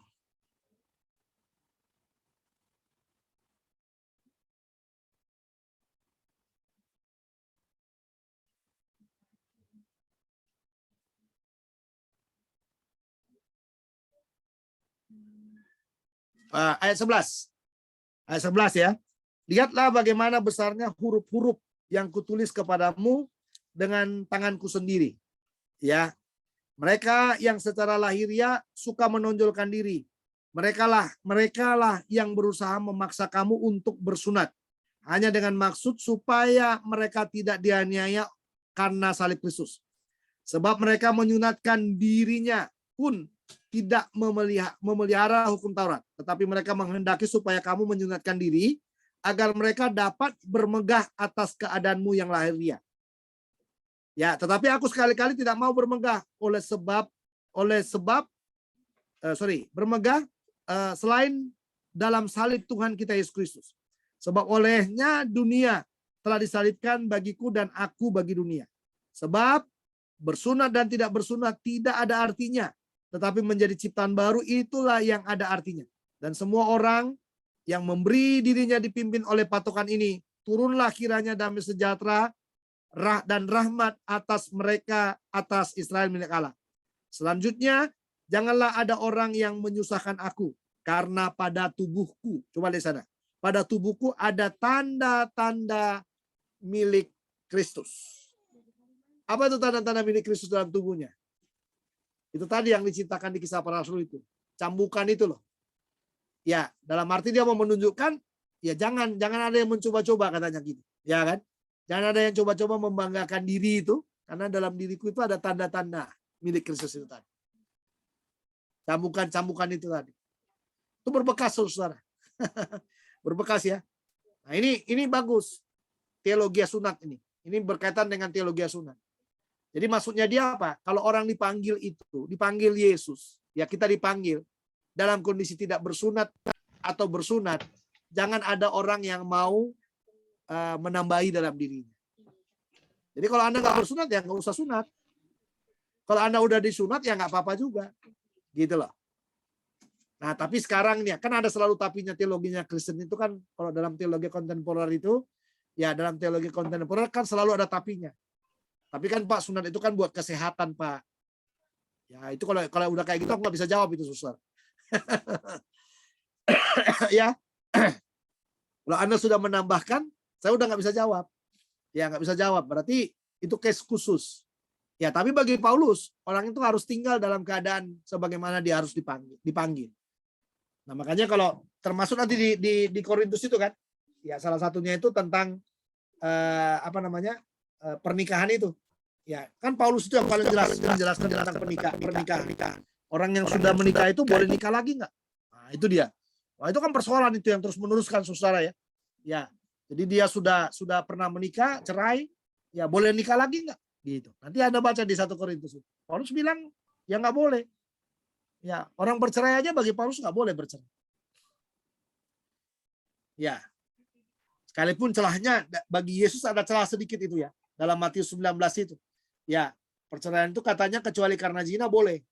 Ya, makanya orang kan selalu buru-buru bikin zina supaya bisa cerai. Ya, nggak bisa cerai ya. Caranya supaya bisa cerai apa? Bikinlah zina gitu. Berantem lah kan. Begitu berantem ya ke pengadilan cerai. Oke, tapi Yesus menggaransi loh. Orang yang sudah pernah menikah bercerai, ya lalu dia menikah lagi sama dengan zina. Ya, makanya Paulus bilang apa? Kalau di Korintus, hendaklah orang bertahan dalam panggilannya sendiri, dalam keadaannya sendiri. Jadi kalau kita percaya kepada Yesus dalam kondisi kita udah bercerai, ya sudah cukup di situ. Jangan lagi berusaha untuk apa? Menikah kembali. Ini dilema kita pendeta-pendeta zaman pendeta-pendeta. Nanti juga Anda kan pendeta juga kan. Kita pelayan-pelayan Tuhan lah. Di masa kontemporer, di masa yang sangat maju ini dilemanya kita. Kalau kita tanya pendeta-pendeta yang menikahkan orang lagi, saudara, menikahkan orang lagi itu, yang sudah menikah, yang udah pernah menikah bercerai, ya lalu dinikahkan lagi. Kalau kita tanya, kenapa kamu nikahkan? Apa jawabannya? Alasan pastoral. Apa itu alasan pastoral? Daripada jalan terus ya kan? Ya, contohnya gitu. Saya bercerai, lalu saya pacaran lagi. Kan jalan terus ini. Ya kan? Jalan terus. Orang kan lihat kan? Apalagi melayani lagi. Saya pernah ketemu dengan hamba Tuhan kayak gitu. Suatu ketika di persidangan ditanya, itu kayaknya bukan istrimu yang dulu ya? Ini udah ganti lagi istrimu ya katanya gitu. Saya kaget saudara. Ini pendeta kok dibilang ada? Ya ngeri juga mendengarnya. Ya kok sampai dibilang seperti itu? Iya, saya ingat. Istrinya dulu bukan itu. Kok dia sekarang udah pakai istri yang baru gitu. Sampai segitunya, saudara. Ya, pendeta itu perlente lagi kemana-mana. Oh ya, kelihatan keren kemana-mana. Khotbah luar biasa. Nah, ini yang saya bilang. Banyak sekali orang membuat alasan apa? Alasan pastoral. Ya enggak? Dan alasan pastoral ini yang saya bilang berbahaya. Tapi memang kondisi menekan kita, bayangin. Bercerai pacaran lagi lah. Kalau orang bilang kan mau dibawa kemana hubungan ini toh? Iya, makanya itu yang selalu dibilang kan. Kalau ada orang sudah pernah menikah, kalau Anda menikah berani bercerai, berarti Anda berani tidak menikah lagi. Itu kata kuncinya. Itu baru benar. Nah, bagaimana Pak supaya saya bisa nikah lagi? Berdoalah setiap hari supaya pasanganmu yang bercerai itu cepat mati. Kalau dia udah mati boleh nikah lagi. Jadi tiap hari bersyafaat kan, Tuhan tolonglah dia supaya cepat mati Tuhan. Aku udah punya pacar baru nih Tuhan. Kapan dia mati Tuhan? Nggak bisa ini Tuhan gitu lah. Itu dia. Iya. Akhirnya doa itu yang dibilang Yakobus apa? Doa yang diminta untuk memuaskan hawa nafsunya. Ya kan saudara? Ya, makanya marilah kita menjaga diri kita ya supaya keluarga kita utuh. Jangan sampai ada perceraian yang membuat kita jadi susah lagi hidup kita nanti. Ya, yang belum kawin jangan salah kawin gitu. Ya, jangan salah kawin loh, saudara. Ya, Ibu Mariana udah jelasin ya. Kata salah kawin itu kan udah pernah diajar Ibu Mariana dulu ya.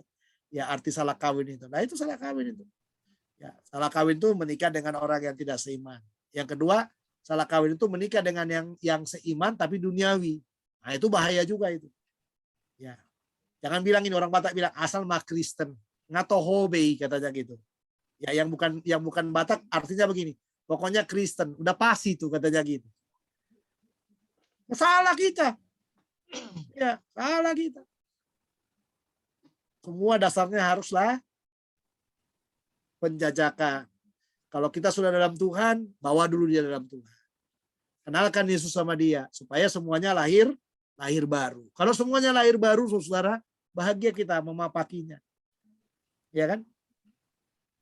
Jangan ada yang dunia, Pak, berapa gajimu, Pak? 5 juta. Ya kan? Kecil kali lah gaji 5 juta. Suami orang sana gajinya banyak, Pak. Kayaknya udah nggak cocok kita, Pak, katanya gitu. Wah, nggak cocok kita katanya. Itu kan ngeri. Dan banyak, saudara. Anda belum nggak tahu Anda apa sudah pernah melihat yang seperti itu ya. Tapi ya itulah. Ada yang pernah ya itu tadi. Yang pernah saya layan juga seperti itu kan. Ya, doakanlah katanya gitu supaya pacar saya dari Jerman cepat datang dari negara tertentu itu ya. Cepat datang katanya supaya saya bisa menikah lagi gitu. Saya dalam hati saya gimana saya mau berdoa untuk kayak gitu? Saya tahu firman kok. Ya kan? Saya tahu firman. Lalu kalau dia udah datang, akhirnya apa? Lah saya pendeta di situ, Pak Pendeta kawinkanlah saya katanya gitu. Gimana saya mau mengawinkannya? Iya kan? Mendingan saya berdoa, Tuhan batalkan. Gak usah datang, gak usah ketemu gitu. Nah, mendingan kayak gitu doanya kan? Ya kan saudara? Daripada saya doakan, oh Tuhan kasihan dia, ketemukanlah dia dengan dia gitu. Hanya bagi kita yang sudah dewasa, perceraian itu nanti dalam teologi ini semua menyinggung teologinya Paulus ya. Dan teologinya Paulus itu perceraian itu nggak boleh. Jadi kalau sampai ada yang cerai, hendaklah dia tetap bertahan dalam panggilannya. Jadi jangan lagi mencoba memulai sesuatu yang baru yang tidak mempermuliakan Tuhan. Gitu Bapak Ibu. Baik, lanjut. Ada lagi? Ini tinggal dikit lagi. Nanti Mau tanya lagi, Pak? ya, monggo. Ya, Pak. Ini kan salah satu teologi Paulus yang paling monumental itu kan adalah penggenapan Taurat di dalam Kristus ya Pak ya. Oh iya, itu keren. Yang membuat orang Yahudi marah sama dia itu kan. Orang Kristen kejar-kejar, dibunuh gara-gara itu juga. Ada nggak rasul lain yang mengajarkan ini Pak? Apa ini benar-benar orisinil dari Paulus aja Pak? Paulus Pak. Berarti orisinil dia Pak ya? Ya, Paulus. Oke Pak. Kalau jabar sampai luas ya Pak ya? Sampai luas kan? Sampai meluas sekali kan? Iya. Itu Paulus. Kalau sinoptik kan mengganti dengan kasih ya. Hanya kasih aja kan. Jadi istilahnya Tauratnya kita sekarang kan kasih. Jadi semua Taurat itu kan sudah digenapi dalam hukum kasih toh. Hukum Taurat itu digenapi dalam hukum kasih gitu loh. Nah, penjabaran daripada apa yang dikatakan oleh hukum kasih itu dalam Taurat itu Paulus yang itu. Makanya termasuk yang tadi Pak Galatia itu kan sunat itu kan Taurat Pak. Iya, betul. Ya, sunat tadi itu kan Taurat. Galatia itu. Ya kan dia bilang kan dia bilang kan Taurat itu hanya bayang-bayang yang akan datang gitu kan. Yes, saya setuju. Ya. Kristus menggenapi semuanya, jadi nggak perlu lagi lah itu. Itu yang bikin Yahudi marah kan di situ kan Pak. Betul. Kalau dulu kamu katanya dia, kalau dulu kamu boleh percaya kepada Taurat itu karena itu bayangan kepada Kristus yang akan datang itu kan. Tapi sekarang Yesus itu udah ada dan kamu harus percaya kepada Yesus. Iya. Dan penginjilannya Paulus itu untuk kalangan orang Yahudi Pak. Salah satu dia menggunakan Taurat itu. Iya. Itu metode PI-nya dia untuk orang Yahudi itu adalah Taurat. Iya. Makanya dia berantem Pak. Memang benar dia berantem. Ya, dia sangat berantem luar biasa itu kepada orang-orang Yahudi. Itu tadi sampai dia dibuang gitu kan. Ya. Oh ya Pak, satu lagi Pak. Ya. Saya pernah baca juga Pak di buku lain ya Pak, di pengantar Perjanjian Baru Pak ya. Yes. Kan tadi kan dibilang Rasul Paulus itu adalah rasul bangsa non-Yahudi. Nah, cuma itu hanya, kalau di buku lain Pak ya, itu hanya sebuah ungkapan Jadi sebenarnya yang diberitakan Injil itu adalah sebenarnya orang-orang Yahudi juga, tapi di luar Yudea, di luar Yerusalem. Nah, orang-orang Yahudi di luar Yerusalem itu, walaupun mereka orang Yahudi, tapi mereka udah nggak bisa bahasa Yahudi, Pak. Jadi bahasanya itu bahasa Yunani mereka gitu loh. Karena kan memang Yunani itu memang sudah mendunia gitu, Pak. Jadi bahasa Yunani itu sudah gaya hidup lah ibaratnya, kayak orang Jakarta lah gitu ibaratnya. Kalau sekarang Ya, ini gitu, Pak. saya setuju. Gitu ya, Pak Karena ya. memang Paulus kemanapun, yang pertama kali dicarinya adalah tempat-tempat ibadah orang Yahudi. Sinagoge, betul Pak. Ya. Iya. Jadi mau kemanapun dia pergi di luar Yerusalem itu ya. Ya, Pokoknya betul. penginjilan kemanapun yang dia cari pertama kali adalah ya itu tadi tempat-tempat ibadah orang Yahudi. Nah, tapi kan karena udah terjadi percampuran di sana kan ada juga orang-orang yang bukan Yahudi ada di situ. Ya, betul Pak. Nah, betul. itulah peluang dia menginjil kepada banyak orang. Simpatisan, ya betul Pak. Iya, simpatisan. Memang benar. Itu orang-orang Yahudi yang tidak murni mengerti bahasa Yahudi lagi Ya, gitu loh. betul, Tapi masih hidup dalam tradisi Yahudi. Betul, ya. Nah, itu dia. Saya setuju, Pak. Saya setuju. Ya, terima kasih, Pak. Ya. Ya. Gimana, Pak Joslan? Ada yang mau ditanya? Dibuka itunya, Pak. Mute-nya dibuka. Suara itunya, Zoom-nya, Pak. Dibuka suaranya. Lagi ditutup itu, Pak.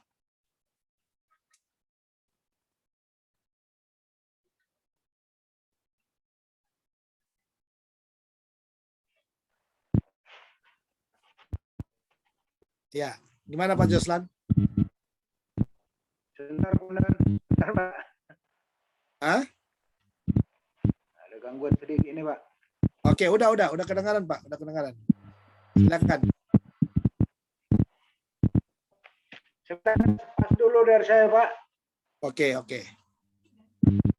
Baik. Gimana, Pak?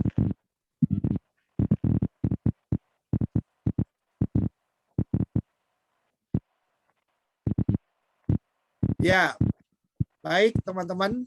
Saya rasa cukup malam ini ya. Pak Welman, anak udah sembuh, Pak? Sembuh sih belum Pak, puji Tuhan udah keluar dari rumah sakit Pak. Oke. Karena kan patah kan di semen dulu tangannya. Ya, siap ya. Kita berdoa terus supaya Tuhan jamah ya. Amin. Oke. Baik Bapak Ibu, saya rasa malam ini cukup ya. Kita istirahat, kita berdoa buat teman-teman yang nggak hadir, kita berdoa juga buat Pak Welman, anaknya Pak Welman supaya Tuhan sembuhkan. Mari kita berdoa. Bapa dalam surga, terima kasih buat kelas malam ini. Kami terus berdoa buat teman-teman kami yang tidak hadir karena kesibukan mereka. Kiranya tangan-Mu menolong, memberkati dengan kuasa yang daripadamu. Dan kami mendoakan juga buat malam ini untuk Pak Welman, untuk anaknya yang baru habis operasi. Tuhan akan tolong berkati supaya tangan yang patah, yang sedang di semen atau diluruskan kembali, Tuhan akan tolong berkati supaya tidak ada efek samping dari sini, tapi semuanya pulih lagi, sembuh lagi di dalam kekuatan yang daripada Tuhan. Kami semuanya yang hadir hari ini dalam Zoom meeting, dalam belajar kami, Tuhan tolonglah kami dalam semua pergumulan-pergumulan hidup kami. Biarlah kami terus seperti hamba-Mu Paulus yang terus berelasi kepada Tuhan di tengah-tengah masa sukar, masa sulit, masa senang, yang terus menggantungkan harapnya hanya kepada Tuhan. Beri kepintaran kepada kami, supaya kami belajar juga seperti Paulus, yang tidak hanya belajar dengan satu metode, tapi belajar dengan banyak hal.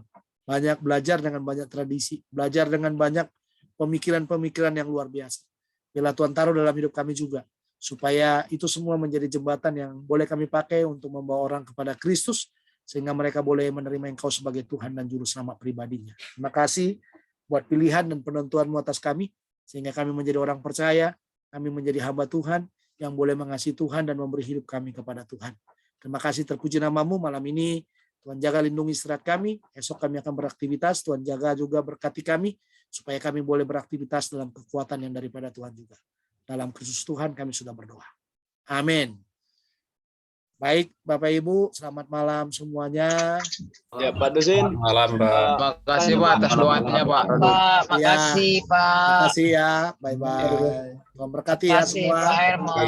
Ya, Tuhan berkati. Saya tutup dulu ya. Ya, Pak, siap. Terima kasih. Tuhan Yesus